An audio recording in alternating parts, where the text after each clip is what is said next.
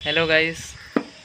आज मैं छत्तीसगढ़ का फेमस सर्कस स्टार सोनू जख्मी जी से इंटरव्यू कराता हूँ। जय जोहार संगवारी भैया। जय जोहार। भैया है सोनू जख्मी जी, जो नाम का मोहताज नहीं है, वो अपने आप में ही बहुत ज़्यादा फेमस है। तो आइए सोनू जख्मी भैया से आज बात करते हैं। भैया आपका मेरे चैनल में आपका स्वागत है। धन्यवाद। भैया पहले तो हम जानना चाहेंगे कि आप रहते कहाँ से हैं, आपका जन्म स्थान कहाँ से है? मैं जन्मभूमि मेरी भिलाई जिला दुर्ग स्टेशन मोरदा नेवई भाटा वार्ड नंबर 64 में मेरा जन्म हुआ जी।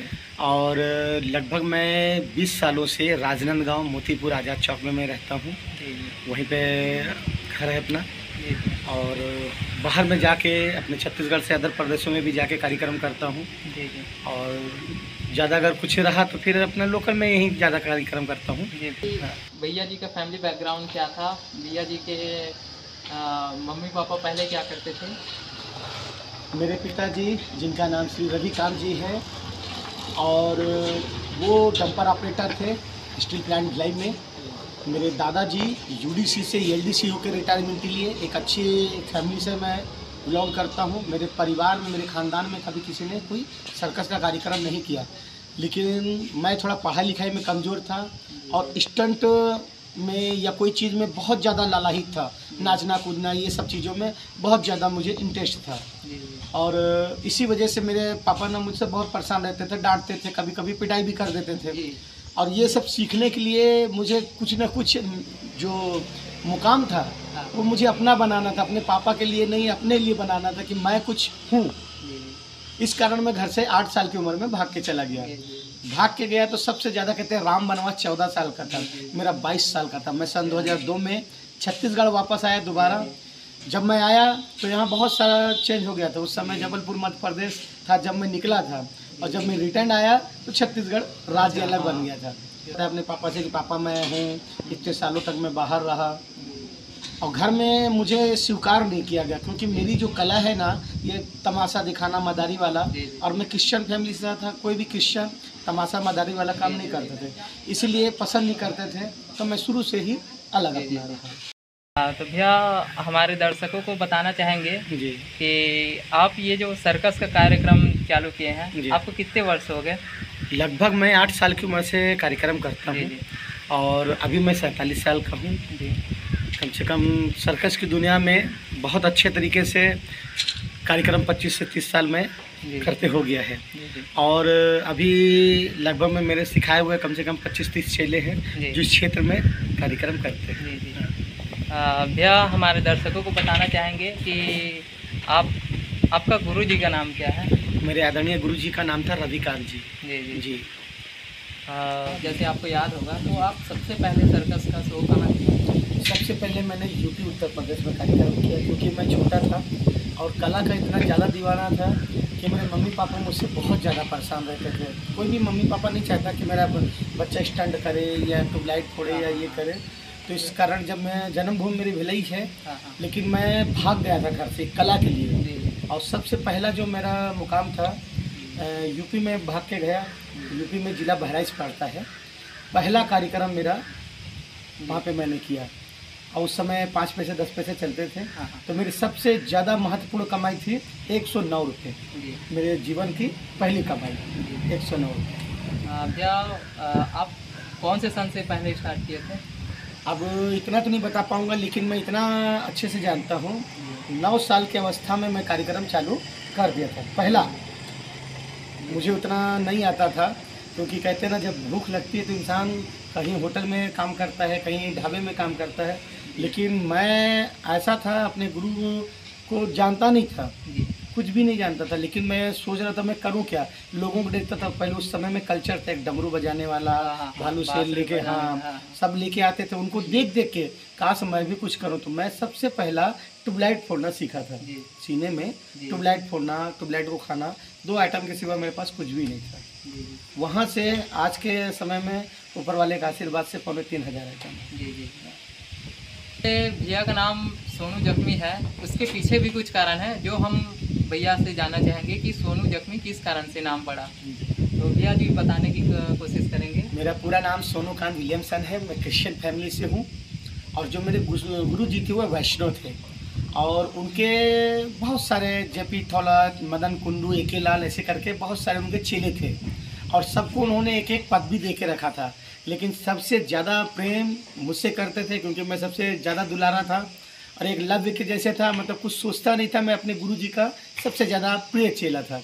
कुछ भी बोलते थे उनको जरूर करके देता था मैं और पहले से अपने हर चीज़ के लिए गुरु जी के लिए तैयारी करता था। तो मुझसे बोले कि तू जख्मी है और जख्मी कोई चीज़ की परवाह नहीं करता है कि तेरे को क्या होगा, कैसे करना है, क्या करना है, कितना भी तेरा शरीर कटता पीटता रहता था, कोई चीज़ की परवाह नहीं। अभी भी मेरे बहुत सारे शरीरों में दाग हैं, लाइएगा नज़दीक, ये देखिएगा, ऐसे टाइप से बहुत सारे मेरे शरीरों में दाग हैं।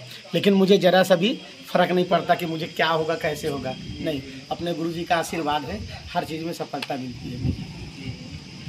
जैसे कि फ्रेंड भैया ने आप सभी को बताया कि भैया का नाम सोनू से सोनू जख्मी कैसे बना। वैसे तो भैया बहुत ज़्यादा ही फिज़िकली स्ट्रांग है, तो भैया जी को कोई फ़र्क भी नहीं पड़ता। हम आपको भैया जी का सर्कस भी इस वीडियो में दिखाएंगे कि भैया जी कैसे अपना सर्कस को शो करते हैं। भैया जी जैसे कि आप इस मुकाम पे अभी पहुँचे हैं, तो आप हमारे दर्शकों को बताएंगे कि आप इस मुकाम में पहुँचने के लिए आपको क्या क्या दिक्कतों का सामना करना पड़ा। दिक्कतें तो चाहे छत्तीसगढ़ में हुई या अन्य राज्यों में बहुत सारी हुई। मुझे कार्यक्रम में भी बहुत से कभी कभी दिक्कतों का सामना पड़ा क्योंकि मैं अकेला निकला हूँ कार्यक्रम करने के लिए। अकेले के लिए बहुत सारी तकलीफ़ें हैं। तकलीफ़ें इसलिए भी थी जिस परिवार से था मैं, लोग चिल्लाते थे मुझे, अरे यार क्रिश्चियन हो गए तू, सर्कस का कलाकार करता, अन्य और काम क्यों नहीं कर लेता है। बाहर में भी कभी कभी पीने खाने वाले लोग बहुत परेशान करते थे। जब अपना टैलेंट दिखाते थे अरे इसको हम भी कर लेंगे। शादी हुई, बच्चे हुए और जब बच्चे स्कूल भी जाते थे तो उनको लोग बोलते थे सर्कस वाले का बच्चा जा रहा है, खेल वाले का बच्चा जा रहा है। यहाँ तक कि स्कूल में मेरे बेटे के जो क्लासमेट थे वो लोग भी बोलते थे एक खेल वाले का बच्चा है, एक खेल वाले लड़के। तो उस कारण मैं 3 बच्चों का मैं पापा हूँ, 2 बेटा 1 बेटी है। तो उनको दुख लगता था, पापा आप सर्कस बंद कर दो, कोई अन्य काम करेंगे। तब मैं बोलता था बेटा मैं तो सिर्फ सर्कस का कलाकार हूँ, मेरे कुछ आता नहीं है क्योंकि मैं ज़्यादा पढ़ा लिखा नहीं हूँ, मैं करूँगा तो क्या करूँगा। तो बोलते पापा जो भी थोड़ा बहुत कमा के या और पैसे जोड़ के बैंक से लोन लेके अपन डीजे का काम डालेंगे। तो ठीक है बेटा, बोले हम लोग डीजे डालेंगे। तो डीजे में सबसे पहले था कि पापा डीजे चलाएंगे किसके नाम से। मैंने बोला बेटा ठीक है मैं अपने नाम से चलाऊँगा क्योंकि लोग मेरे को अच्छे से जानते हैं। सोनू जख्मी के नाम से लगातार मैं 7 साल तक डीजे चलाया और जब मेरा बेटा थोड़ा और बड़ा हो गया, डीजे ऑपरेटिंग करना सीख गया, तो बोलता है पापा ये जख्मी को हटा दो। सोनू जख्मी थोड़ा सा कार्यक्रम में अच्छा लगता है लेकिन डीजे लाइन में अच्छा नहीं लगता है। मैंने बेटा ये नाम नहीं, एक ब्रांड है मेरा जो मेरे गुरु घर से मुझे दिया गया है। तो बेटे की खुशी के लिए मैंने अपना जो मेन था ब्रांड था उसको हटा दिया। मैंने सोनू जख्मी जो डीजे था तो ओनली डीजे सोनू करके डाला कि चलो भाई बेटे को कोई ये मत बोले कि हाँ ये सर्कस वाले का लड़का है। और सर्कस में ज़्यादा दिन अब चलाना नहीं चाहता क्योंकि आजकल सोशल मीडिया का ज़माना है और हर चीज़ टेक्नोलॉजी आगे बढ़ चुकी है। हाँ, तो सर्कस को लोग अभी कम पसंद करते हैं, तो इसलिए सर्कस की लाइफ धीरे धीरे ख़त्म कर देंगे।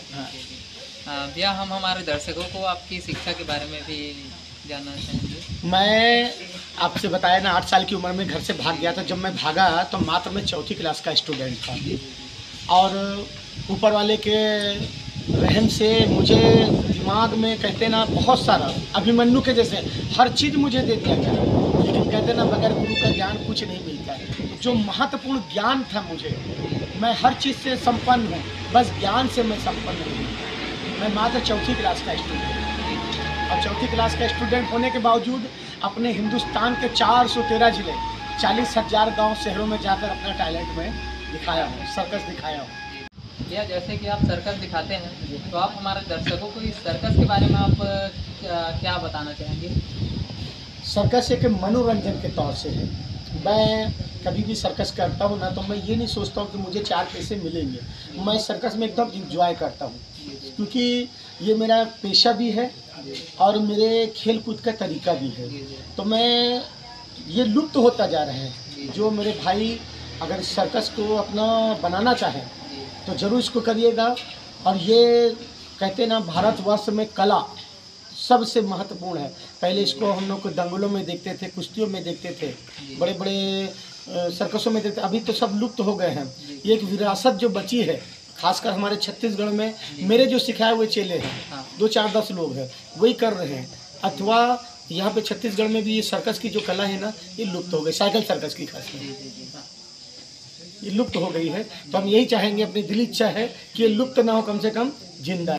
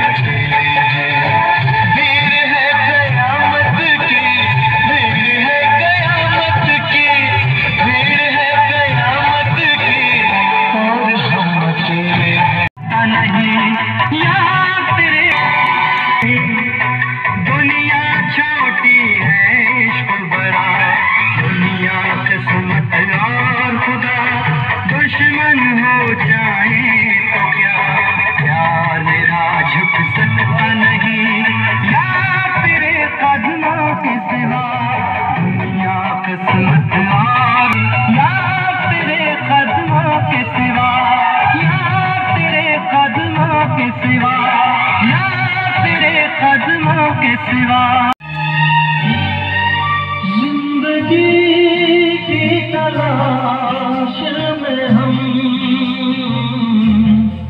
मौत के कितने पास आ गए। जब एक खुशी की तलाश में थे, कितने जब ये सोचा तो घबरा गए, आ गए। गाड़ी का इंजन चालू करेंगे, यानी कि गाड़ी स्टार्ट करिएगा जी। स्टार्ट करो ना, और एक्सीटर देना, ठीक है, कंजूसी नहीं करना। बोले भैया ये ठीक है, जब बोलूँगा खींचो तब आपको खींचना।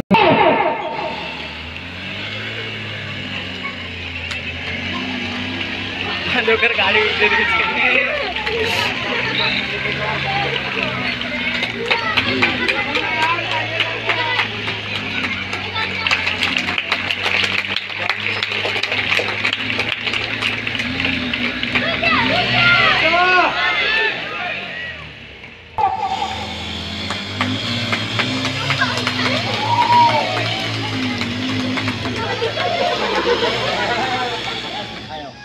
और सभी से लास्ट में बस यही शिक्षा है कि एक अनुरोध है, कि निवेदन है, सब चीज़ करिए लेकिन पढ़ाई बहुत इम्पोर्टेंट है। जो पढ़ेगा नहीं वो कुछ नहीं कर पाएगा। तो लास्ट में हमसे हमेशा मैं कहता हूँ कि पढ़ाई बहुत इम्पोर्टेंट है, चाहे वो गरीब हो या अमीर हो। कहते सब चीज़ इंसान छीन लेगा, लेकिन जो ज्ञान है आपका वो नहीं छीन पाएगा। ज्ञान बहुत ज़रूरी है, पढ़ाई बहुत ज़रूरी है।